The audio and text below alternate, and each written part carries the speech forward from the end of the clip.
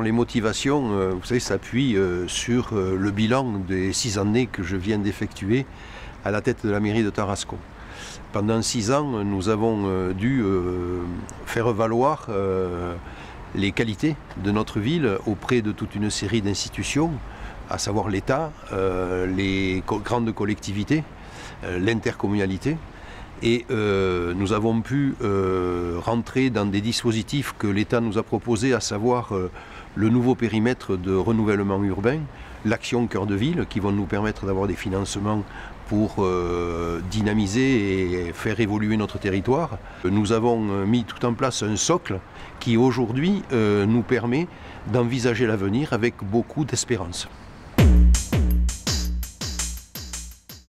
Ah, écoutez, d'abord, quand on se présente, effectivement, on se présente en mettant en avant son nom et sa personnalité. Par contre, dès l'instant où on est élu, il faut oublier tout cela et se consacrer à sa collectivité.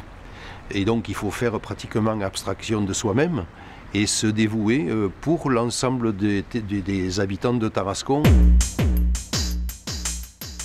Nous devons mettre l'accent sur deux axes principaux qui sont, un, le bien-être de nos concitoyens et deuxièmement, l'attractivité de notre commune. Le bien-être de nos concitoyens, eh bien, ça passe par des mesures d'amélioration du cadre de vie. Nous avons fait déjà pas mal de choses avec les entrées de ville, mais nous allons continuer en refaisant et en rénovant les boulevards de ceinture qui sont l'écrin d'un patrimoine historique qui est un véritable joyau et où nous sommes là en ce moment et qui est le cœur de ville. Ce cœur de ville est un véritable joyau avec un écrin autour de ville. Donc cet écrin, il nous faut le mettre en valeur pour qu'on invite les gens aussi qui passent en voiture à Tarascon à s'arrêter et à venir visiter le cœur de ville. Je vous disais tout à l'heure que nous sommes rentrés dans 2 dispositifs d'État, le nouveau périmètre de renouvellement urbain et l'action cœur de ville. Ces 2 dispositifs pour lesquels on est en train aujourd'hui de préparer les conventions, eh bien, vont être les bases aussi de l'action qu'on va mener pour rénover tout le centre historique et faire en sorte que dans ce centre historique où nous avons des logements sociaux de fait, eh bien, nous allons faire en sorte de les réhabiliter dans le cadre d'une opération programmée d'amélioration de l'habitat et de faire que les moyens d'habitat soient quand même quelque chose de décent. Aujourd'hui, il y a des logements qui frisent l'indécence et donc nous allons lutter contre cela. Nous allons mettre en place un permis de louer. J'ai en charge d'ailleurs la délégation de l'habitat à l'intercommunalité et nous avons préparé dans les semaines qui viennent de s'écouler le fait de rentrer prochainement dans un dispositif qui nous permettra de lutter contre ces logements indécents et même contre les loueurs et les marchands de sommeil. Donc nous avons tout un dispositif qui est destiné à accroître le bien-être de notre population. Et puis il faut aussi augmenter l'attractivité. Nous devons affirmer notre identité. Et cette identité, c'est l'identité provençale, c'est notre patrimoine architectural, c'est notre patrimoine religieux qui est quand même un marqueur fort de l'identité de Tarascon. Et puis nous allons mettre en place une politique de culturelle qui soit aussi de qualité en continuant avec ce que nous avons fait.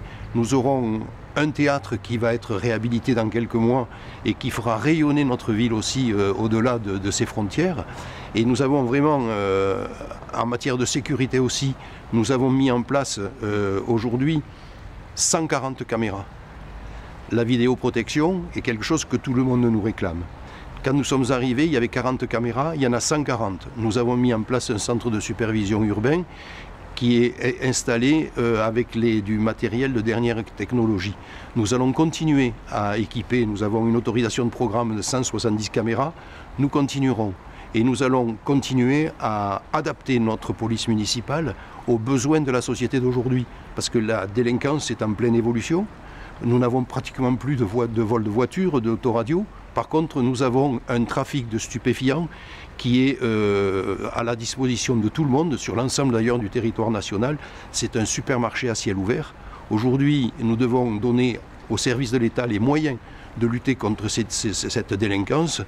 Et nous le faisons à travers toute une mise en place justement de moyens techniques pour aider les policiers nationaux qui sont de moins en moins nombreux, alors que nous faisons tout ce qui est en notre pouvoir avec les moyens de la collectivité pour garantir la sécurité de nos habitants.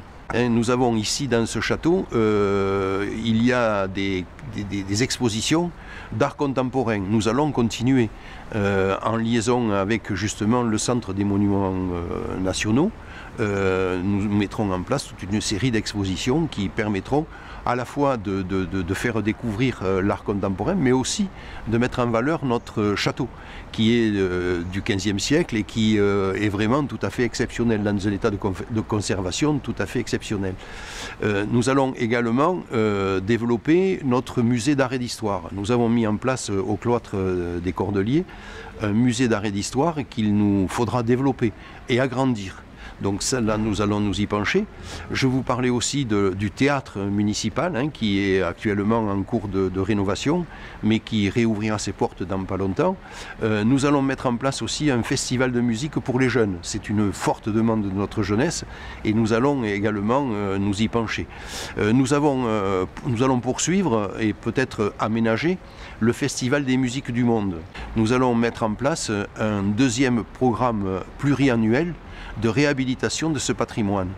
Et jusqu'à aujourd'hui, nous nous sommes penchés sur la chapelle Saint-Gabriel, la chapelle Saint-Victor, mais demain, nous allons nous occuper par exemple de l'orgue de Sainte-Marthe, nous allons nous occuper de la chapelle de Lansac, qui a besoin d'être réhabilitée aussi. Et bien aujourd'hui, le tourisme doit devenir une véritable activité économique de développement de Tarascon. C'est utile sur le plan de l'attractivité, comme je disais tout à l'heure, mais c'est aussi utile sur le plan de l'aspect social, Il faut que nos commerçants, nos hôteliers puissent vivre aussi de ce tourisme.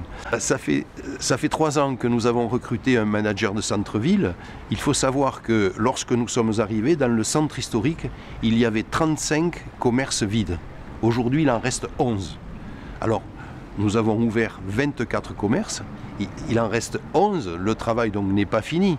C'est pour cela que nous allons poursuivre dans cette voie et faire en sorte que notre manager puisse encore continuer et développer l'attractivité commerciale de notre centre-ville.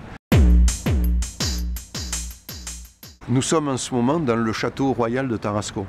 Vous voyez bien que c'est le témoignage d'une histoire, d'un passé tout à fait fructueux pour Tarascon. Donc une ville qui a un tel passé ne peut avoir qu'un bel avenir. Et ce bel avenir, nous allons faire en sorte de le concrétiser. Et faire que dans 6 ans, eh bien, notre ville soit dynamique, qu'elle soit axée justement sur son patrimoine, avec des conséquences sur le plan touristique, mais aussi sur le plan de la sécurité, du mieux vivre, de la qualité de vie du quotidien, et faire en sorte que dans 6 ans, eh bien, je puisse dire effectivement, j'ai rempli ma mission. Je crois que j'ai oublié de parler dans tout ce que je vous disais sur l'avenir. J'ai oublié de parler de la ville intelligente, de la Smart City. Eh bien, nous allons là aussi nous consacrer à ce dispositif, faire en sorte que nous puissions demain avoir une ville connectée, qui puisse s'appuyer sur la médiathèque que nous sommes en train de faire et qui sera elle-même basée sur le numérique. Et donc, voilà, de belles perspectives d'avenir pour tous nos concitoyens et pour notre belle ville de Tarascon.